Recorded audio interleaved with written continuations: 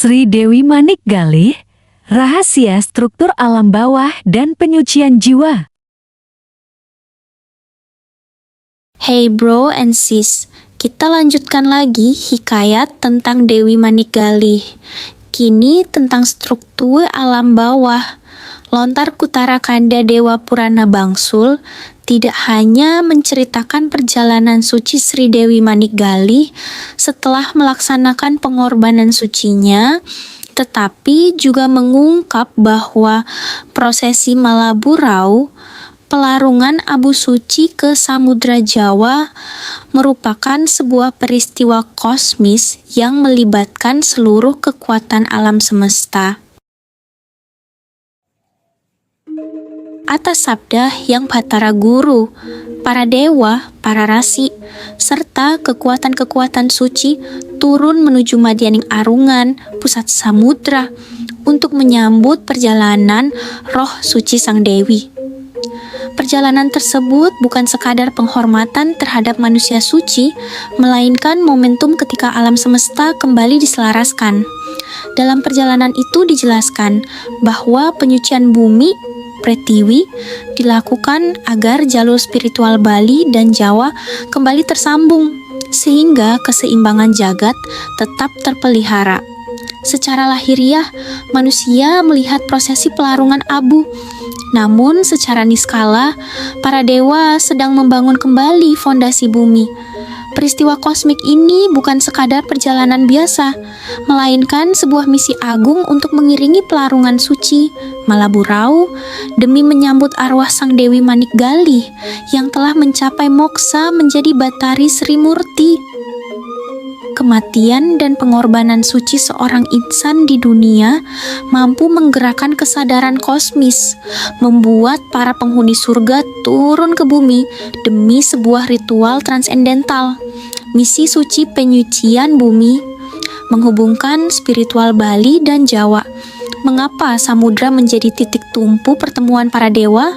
Kutara Kanda Dewa Purana Bangsul mengungkap sebuah konsep spiritual yang mendalam, melakukan ritual penyucian yang agung terhadap bumi dan unsurnya, menghubungkan kembali jalinan spiritual dan energi antara Pulau Bali dan Jawa yang sempat terputus.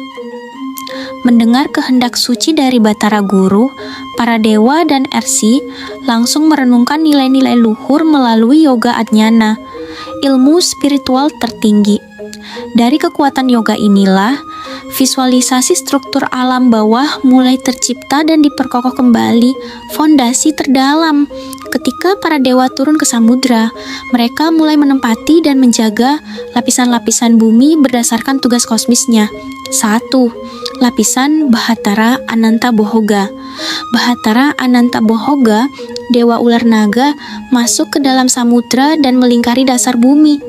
Ketika mendapati lapisan besi resani di dasar laut begitu tipis, beliau segera beryoga untuk membangun fondasi baru yang kuat yang dikenal sebagai Saptapatala, 7 lapisan bumi bawah.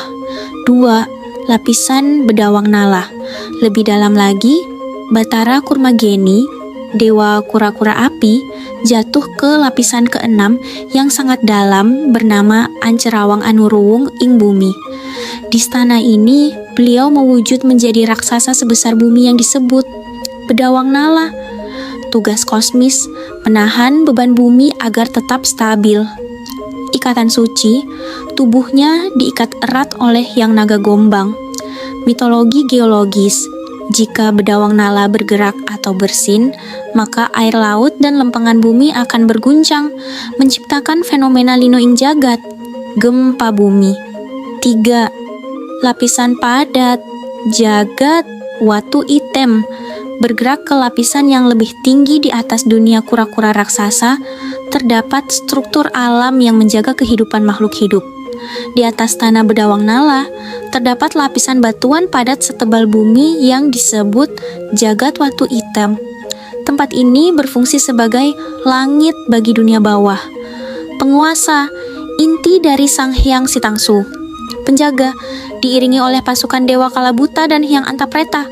Mereka beryoga di goa suci bernama Goa Haruk Watukaya untuk menjaga keseimbangan energi negatif agar tidak merusak permukaan bumi.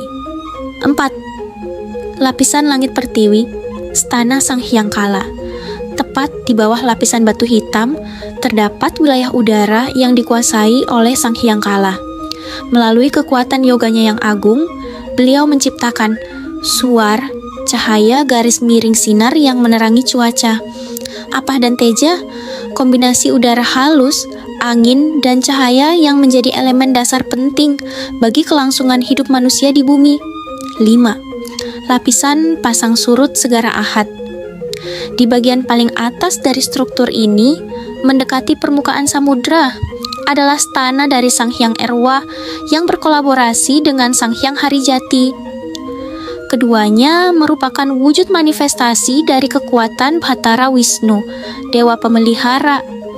Diiringi oleh barisan dewa dan dadari, mereka mengemban tugas dinamis, mengatur keluar masuknya air laut, menciptakan fenomena segara Ahad, laut surut serta sepi, dan laut pasang. Hey bro and sis, kesimpulan dari teks lontar ini ada, kisah Dewi Manikgalih bukan hanya sejarah seorang permaisuri suci. Beliau menjadi titik awal penyelarasan kembali seluruh alam semesta. Perjalanan beliau menghasilkan 3 tahapan besar. 1. Pengorbanan suci yang melahirkan penyucian jiwa. 2. Penyucian jiwa melahirkan kemuliaan sebagai Dewi Pertiwi. 3. Dewi Pertiwi menjadi pusat penataan kembali kosmos melalui pelarungan suci. Karena itu, setiap upacara pelarungan sesungguhnya mengingatkan manusia bahwa dirinya adalah bagian dari alam semesta. Jika hati menjadi damai, dunia ikut damai. Jika pikiran menjadi suci, bumi ikut tersucikan. Jika dharma ditegakkan, keseimbangan jagat akan tetap terpelihara. Bedawang Nala, Patala, para dewa, dan perjalanan Dewi Manikgalih bukan sekadar kisah mitologi. Semuanya adalah simbol bahwa Buana Alit, mikrokosmos manusia, dan Buana Agung, makrokosmos alam semesta, saling mencerminkan. Menjaga kesucian batin berarti turut menjaga keharmonisan alam, sehingga manusia hidup selaras dengan kehendak Tuhan Hyang Widiwasa. Mogi Rahayu.